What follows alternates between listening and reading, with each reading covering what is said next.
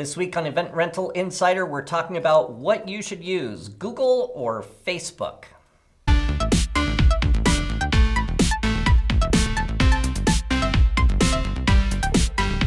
Today we're with Mike Lemoyne with Maverick Web Marketing. It's a mouthful. And we're talking about, a lot of people say, well, where should I advertise? And this comes up in the forums all the time. Interestingly, the forums are all on Facebook. Yep. But the question is, where should I advertise? Facebook or Google AdWords? Yep. And I think that there's different approaches depending on what you're trying to go after. So what's the generic answer to that?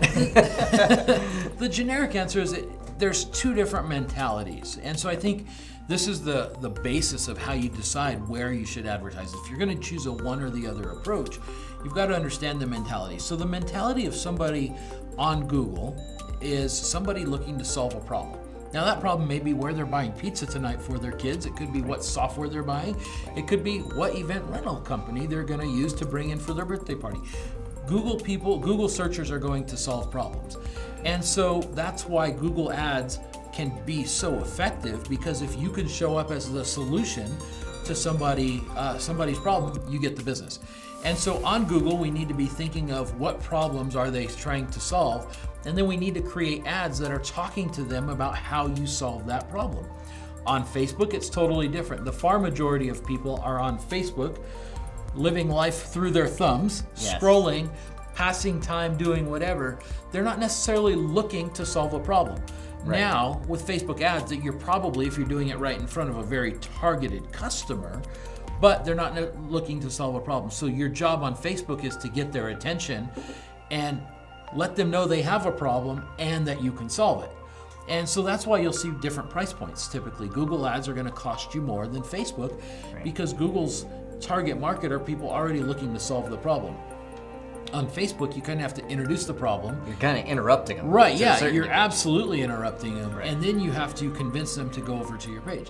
Now, both are very highly effective, but I see people all the time say, oh, just take the same ad that you did over here and put it on Facebook or vice versa.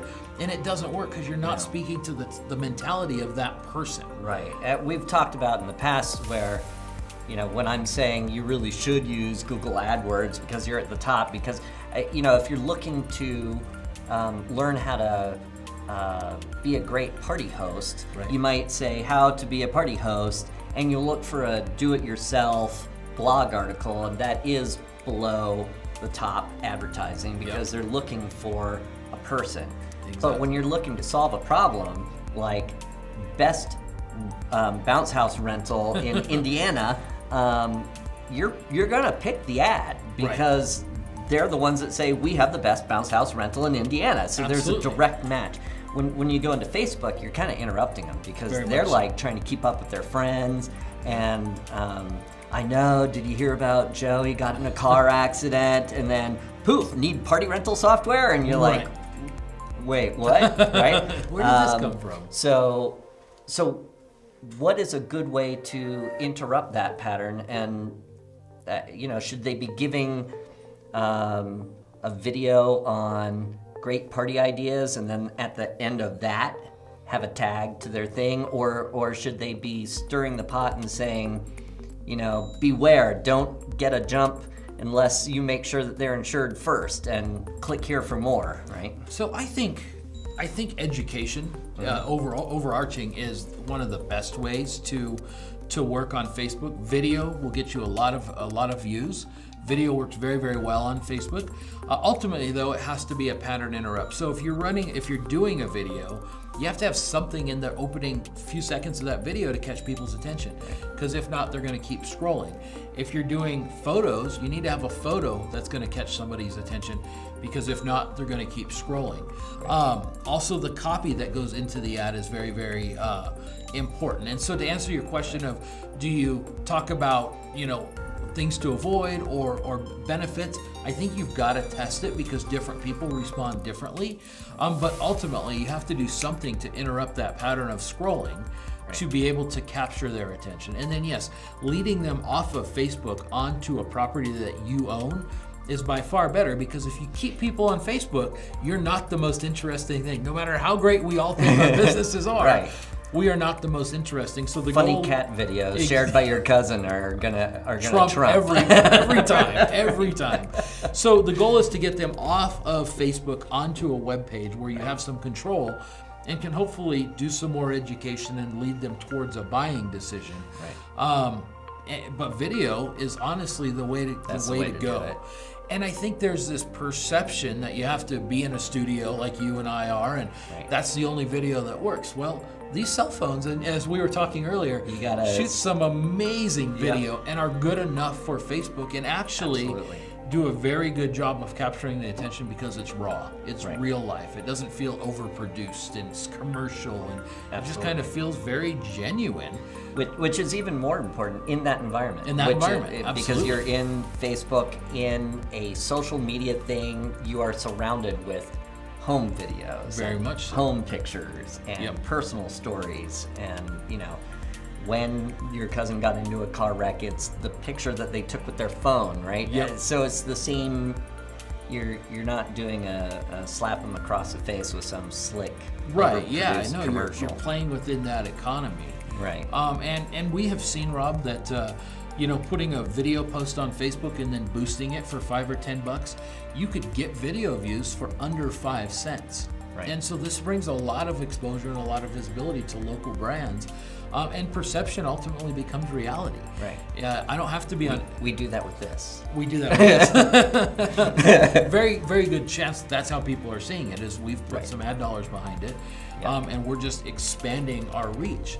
But because perception is reality, it's no longer you have to be on every billboard in town. Literally, if you're showing up in somebody's news feed a couple of times a week, Right. they're going to be like, "Wow, this is the company to use." They're the authority. They're the Right. authority, and you can do that for literally a nickel of use, Yeah. or less sometimes. A nickel of you beats a $4,000 billboard. Pretty much every single Every day. time, right? Yeah.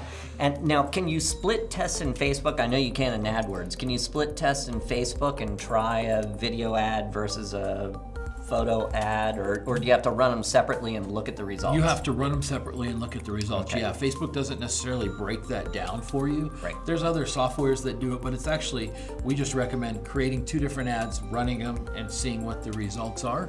So manual split testing. Manual split testing, yeah, right. absolutely. And I think it's always good. It's a little bit more advanced, but to put a Facebook pixel onto the website, Facebook will teach you how to do this, but it just makes sense to be able to track that traffic. And as people are going from an ad to your website, the ability to run ads differently to those people, very, very valuable for a small business. Yeah, yeah, and you can add links in your ads, right, Yep. to a page on your site, and that site page that they land on does not have to be your home page. Correct. Right. So if you are in the middle of the summer and you're advertising water games and things like that, you could absolutely have that ad land on your water slide page, for example, and Absolutely. save them some clicking, higher chance of a conversion at that point. Absolutely, and the other thing I think is using Facebook ads, and to an extent Google, but I think the beauty of what you guys are able to do with your software is everything's already mobile responsive. Right. So people going from Facebook to a website are typically on, like 99% of people that we run ads to are responding to those ads from a mobile device. And so Right. it's important to make sure that you look at your page and see how your content is structured Yep. to make sure that the message you want to get across is at the top. Yeah, just a couple of years ago, we were hitting around 20% on average with our customers, Correct. using mobile viewing for their ordering, and now it's 75 to 80% is the actual orders themselves, not even learning about it, but the actual orders. And the learning about it, like you said, on things like Facebook and Google Ads, probably even higher. Yep. So, Yeah, absolutely. So I think just making sure everything is working and looks good on mobile is vital. Right. All right. Well, thanks again for Yeah, all the absolutely. advice. Thank you.